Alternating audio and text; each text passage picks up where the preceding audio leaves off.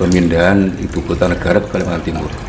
Saya ingin tahu dari Mas Tinus pandangan dan tanggapan terkait dengan pemindahan ibu kota negara yang baru ini ke depan bagaimana? Monggo. Nah, itu seperti apa yang pernah saya bilang dulu. Dulu kan saya pernah bilang, kalau suatu saat nanti Indonesia akan diganti nama, yaitu Nusantara. Ya kan, Nuswan itu kan wilayah yang dihuni, Toro itu sifatnya global. Berarti kan nanti Nuswantara itu sifatnya mendunia, jadi bukan hanya untuk Indonesia. Nah, itu kemarin saya pernah bilang bahwa suatu saat nanti Indonesia akan berganti dengan Nuswantara. Ya, setiap zaman itu misalkan ya, dulu Indonesia namanya Sriwijaya, ya kan, terus diganti Kediri, terus diganti negara Majapahit, dulu kan kerajaan, kita istilahkan Majapahit. Zaman dahulu itu masa-masanya lebih lama daripada sekarang. Kalau sekarang Indonesia baru berapa tahun? 70 berapa itu? 79 atau berapa? Yang apa, Mas? Kemarin dari kemerdekaan tahun kemarin itu tahun ke berapa sih? 78 kalau 79. 78 ya. Nah, kan baru 78 itu kan. Berarti kan sedikit sekali yang masanya untuk menjadi negara Indonesia dengan nama Indonesia ini. Dan nanti Nusantara itu sudah terkenal di zaman Majapahit dulu, sudah diberikan namanya Nuswantara. Cuman kan dulu lebih difokuskan pada sebuah kerajaan yang namanya Majapahit, ya kan.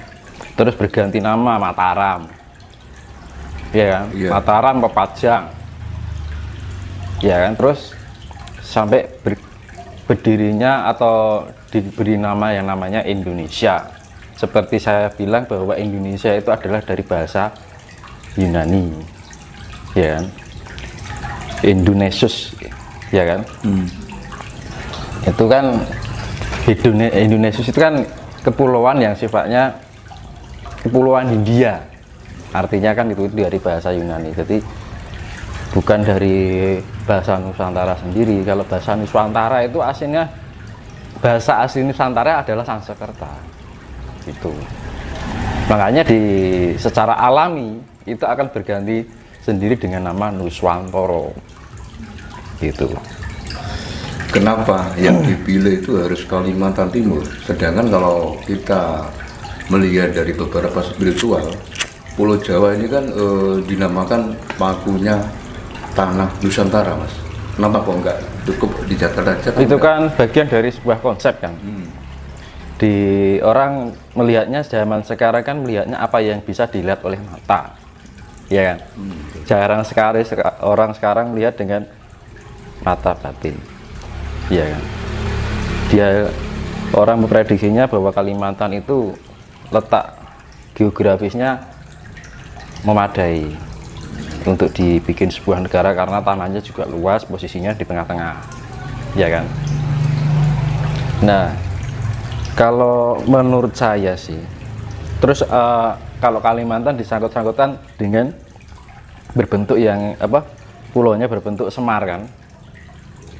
Nah, itu kan dikait-kaitkan seperti itu. Tapi sebenarnya pusatnya tetap di Jawa. Kalau apa yang saya lihat loh, itu pusatnya tetap di Jawa gitu.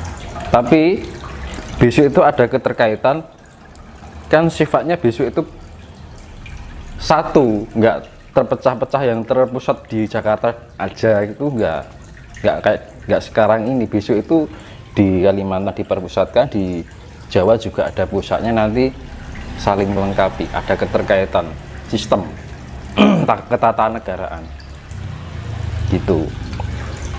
Jadi bisa jadi kayak ibu kota itu ada dua. Pandangan Mas Tinus terkait dengan pemindahan ibu kota Kalimantan itu ke depan bagaimana? apakah bisa menyamai yang sekarang di Jakarta ini? Melebihi. Alasannya, Mas? Ya karena gimana ya, secara yang namanya kejayaan kan ada dua. Iya. Iya kan, kejayaan yang sifatnya fisik dan non fisik. Kejayaan yang sifatnya fisik itu adalah kekayaan, kemakmuran, ya kan. Lah, kejayaan yang sifatnya non fisik itu adalah kebahagiaan dan kedamaian. Tuh, makanya dengan kejadian gejolak alam nanti itu akan bermunculan harta-harta yang tersimpan di alam gaib, alam yang selama ini disimpan entah itu di gunung, entah itu di lautan. Nah, munculnya itu memberikan gejolak pada alam, bahkan pusaka-pusaka itu juga pengaruh kan gitu. Lah, itu nanti besok jangan heran kalau banyak bermunculan harta-harta yang disebut harta amanah. Harta amanah ada dua. Harta yang berasal yang sifatnya disimpan di alam gaib. Kedua, yang jadi kolateral dunia di bank Swiss, bank dunia. Nah, itu yang sekarang banyak orang ingin mencairkan dengan menunjukkan dokumen-dokumen yang akhirnya banyak yang kena korban kan gitu. Nah, gini sebenarnya ya, kalau saya membaca dari apa yang leluhur rencanakan, dulu kan negara kita kan dijajah sampai beratus-ratus tahun tuh. Dijajah Jepang sampai Belanda sampai berapa ratus tahun, Jepang sampai 50 tahun kan gitu. Nah, Bapak Soekarno itu mempunyai ada kontaksi dengan para leluhur ya, kayak rundingan bagaimana agar Nusantara Indonesia ini terbebas dari penjajahan. Nah, karena Indonesia itu ibaratnya itu berkelimpahan sumber daya alam, juga banyak peninggalan harta kekayaan zaman dinasti, ya kan gitu. Lah, jadi kerajaan ini ada amanah itu ada yang dinasti, dari dinasti kerajaan gitu ada berapa macam. Nah, itu untuk melindungi itu, akhirnya dengan cara sebagian besar itu dilindungi di alam gaib, dan sebagian besar memang sudah tersedia secara alami di alam. Yang sebagian kecil itu untuk diberikan pancingan pada perbankan dunia. Jadi tujuannya apa? Harta ini diberikan ke bank dunia agar mereka yang menjajah ini merasa tercukupi dengan fondasi kolateral dunia ini, akhirnya dia bisa memakmurkan negaranya masing-masing. Akhirnya berdirilah kayak yang itu termasuk persetujuan dengan PBB juga kan gitu. Nah, akhirnya ada perjanjian di tahun 1963 oleh Pak Karno itu dengan catatan bahwa ada pemberian atau penyimpanan dana amanah untuk disimpan di Bank Dunia sebagai fondasi kolateral dunia. Jadi itu kalau misalnya itu ditarik ke Indonesia, Eropa, Amerika, bahkan negara-negara Eropa, Amerika itu akan miskin. Mereka tidak akan berdaya. Makanya setiap orang yang merasa diberikan hak, mempunyai dokumen, mau menarik ke Indonesia akan kesulitan, akan dipersulit, karena mereka juga akan tahu misalkan ini dikembalikan, mereka juga akan menerima kehancuran, yaitu kemiskinan. Nah, mereka juga punya otak gitu loh, nggak mau diperlakukan seperti itu. Nah, jalan satu-satunya adalah nanti terjadinya gejolak alam besar-besaran, penyaringan. Nah, gejolak alam itu menyebabkan logam-logam mulia yang ada di perut bumi, baik di gunung, lautan, hutan. Nanti misalkan kita bisa melewati selamat di peradaban yang bencana besar itu, jangan heran nanti ada bermunculan emas, logam-logam. Makanya kaya nanti. Makanya yang diutamakan untuk menghadapi bencana kan sudah terjadi di mana-mana ini. Tanda-tanda sudah banyak, gunung pada meletus, laut pada meluap, ya kan. Kita nggak usah mengejar itu. Nah, banyak orang yang terkecoh tentang adanya amanah. Orang yang mengejar amanah yang belum saatnya keluar harus dia tarik dengan cara, mungkin ada orang-orang spiritual menarik dana amanah yang secara gaib. Percuma nanti.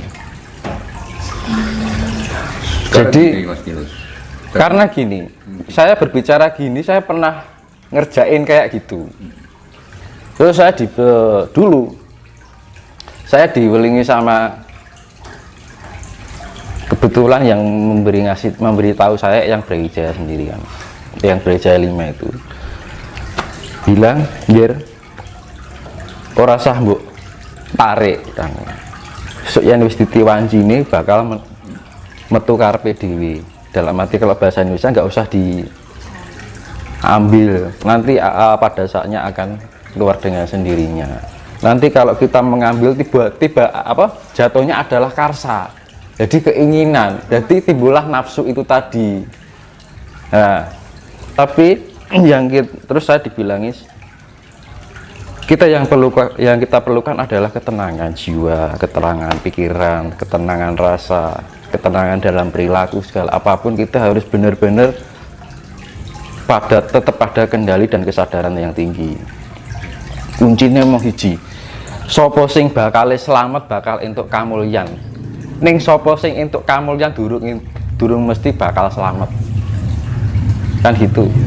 Siapa saja yang ingin mencari keselamatan, dia akan mendapatkan kemuliaan di peradaban baru besok, pasti.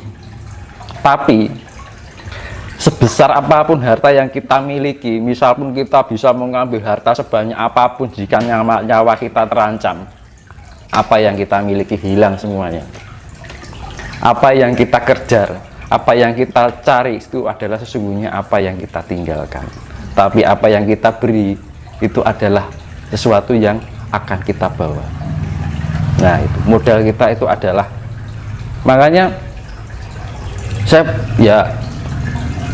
menggarap itu, saya berkaitan dengan jenderal-jenderal juga, anak buahnya Pak Soekarno, umurnya udah ratusan tahun. Saya berhubungan langsung menggarap ini sampai ketemu Paduka Bung Karno di hadapan saya, Ibu Ratu, ya di hadapan saya. Tapi diwelingi, saya duduk di belakangnya itu waktu itu. Memang itu kenyataan. Aku ora gedebus itu loh, tidak omong kosong. Karena saya bicara gini, saya pernah terjun di hal yang sifat amanah itu. Nah, uang itu udah ada, uang 75.000 itu ada di alam gaib itu. Keluar muser kayak angin itu, tapi nggak bisa diambil secara nyata karena saya diwelingi waktu itu ya sama yang Brawijaya sendiri. Ger, iki yang buat tok nih, ono pitukone. Lah pitukone nopo yang? Pitukone nyawane wong akeh. Itu Megatrust yang menghabiskan banyak jutaan orang. Apakah siap? Terus saya pikir, akhirnya saya hentikan. Biar alam yang bekerja.